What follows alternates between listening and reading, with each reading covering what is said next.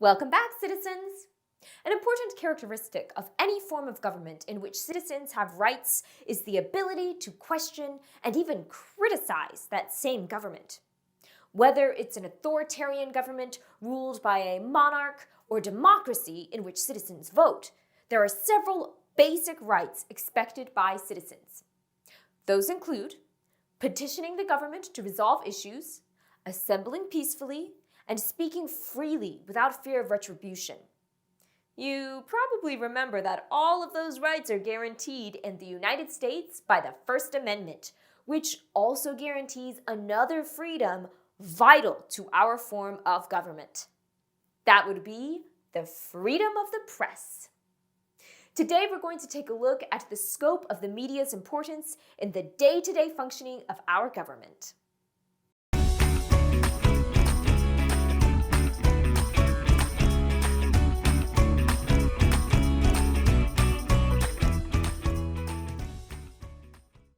Our objectives today are to summarize the history of the media's role in government in the United States, describe changes in the media brought about by the widespread use of the internet and social media, and describe the pros and cons of those changes.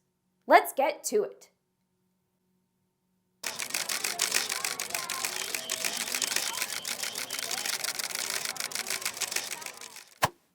Our founding fathers believed that a free press was so important to a democracy that they included it in the First Amendment. It actually states that Congress shall make no law abridging the freedom of speech or of the press.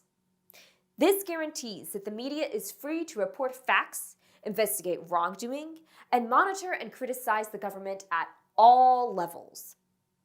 While many may think of the U.S. Constitution's First Amendment as precedent-setting, Sweden was actually the first country to adopt freedom of the press into its constitution in 1766. Even in the Americas, colonies such as Virginia had guaranteed freedom of the press prior to the ratification of the Constitution. But the Bill of Rights made this an American mindset. For decades, newspapers and other printed material provided the primary sources of press coverage. That changed in the 20th century, as did the role of the press, as it became an increasingly important tool for both political candidates and government officials. The invention of the radio in the 1890s was the first big change. When the 1920 presidential election results were transmitted across the airwaves, it was the first commercial radio broadcast in U.S. history.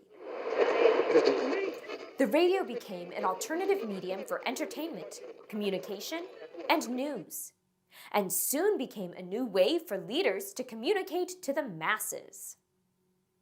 For example, Franklin Roosevelt used radio to announce that the U.S. was entering World War II following the Japanese attack on Pearl Harbor in 1941.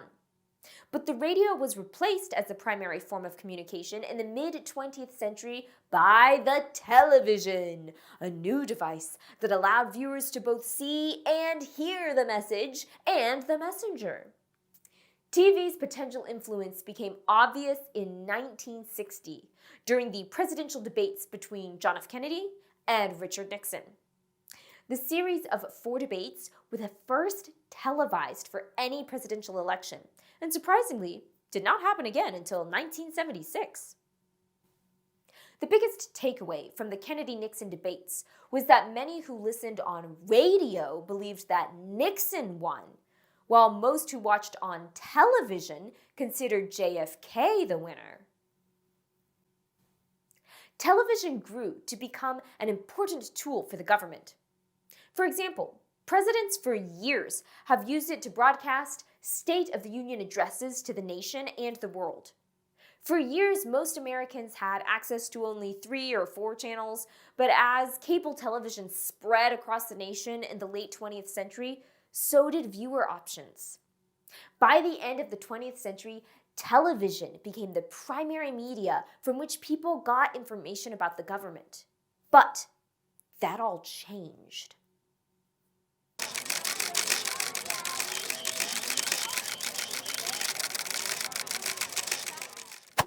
The internet has created new means of communication that play a key role in all aspects of government and politics.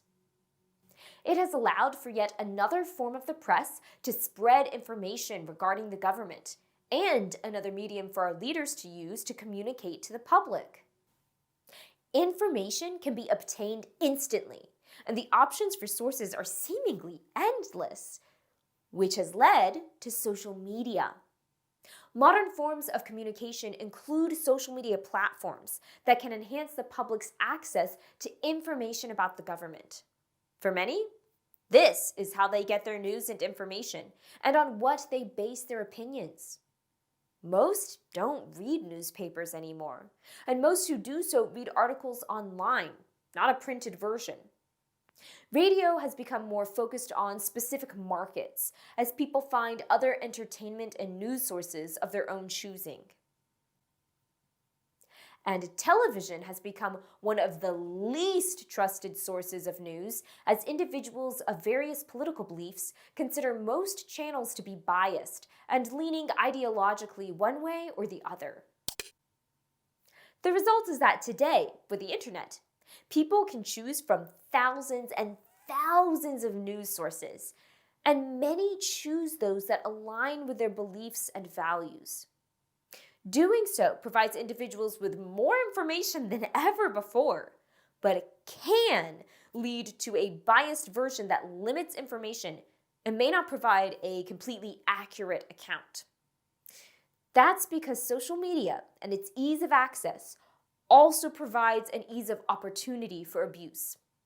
Social media permits anyone with an internet connection to become a content creator, in some ways, the media, allowing users to share whatever they wish with the nation and the world. While modern technology allows us to gain perspectives on the happenings in the world by reading what others have to say, and allows us to voice our opinions and beliefs in return, it also exposes us to even more information that could be biased or even inaccurate. While there may be issues, make no mistake, the internet and social media is the future.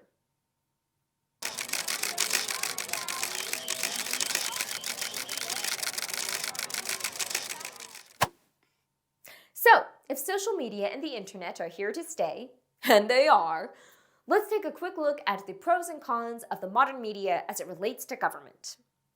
First, using social media allows political leaders and candidates to target specific groups, whether it's to deliver a government message or campaign for office. Social media also, in many ways, bypasses traditional media outlets and allows candidates and leaders to deliver the message they want straight to the people. In some cases, that directness and transparency can create a greater trust between the politician and the public. Government officials can quickly share critical information without a press conference or other potential delay. In terms of advertising, cost is a major factor, as social media is mostly free, as opposed to TV ads, which can be pricey. And engagement is a huge plus, as most Americans of almost all ages spend an increasing amount of time on their phones and computers looking at, you guessed it, social media. But there are some potential flaws in the new forms of communication as well. One is that direct communication and lack of transparency can have the reverse effects, as statements can be quickly and permanently placed in the public eye for scrutiny and perhaps taken out of context. Another is the misinformation and disinformation that is made public as a result of social media posts. Facts can be twisted and manipulated and sometimes even ignored, all of which leads to a level of mistrust. While a majority of American citizens access information related to the government via social media, a much smaller percentage actually trust the information they're getting.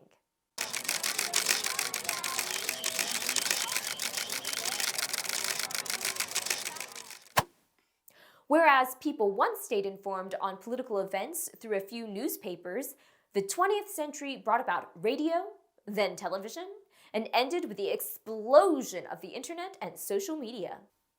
Where will this lead us in the future? Who knows? But now we have the world at our fingertips. The question is, are we using modern technology to broaden our horizons, or allowing it to limit our scope of information? A great way to ensure you get a complete and accurate understanding on any topic is to use multiple sources. This also helps weed out potential misinformation. Stay informed, young citizens.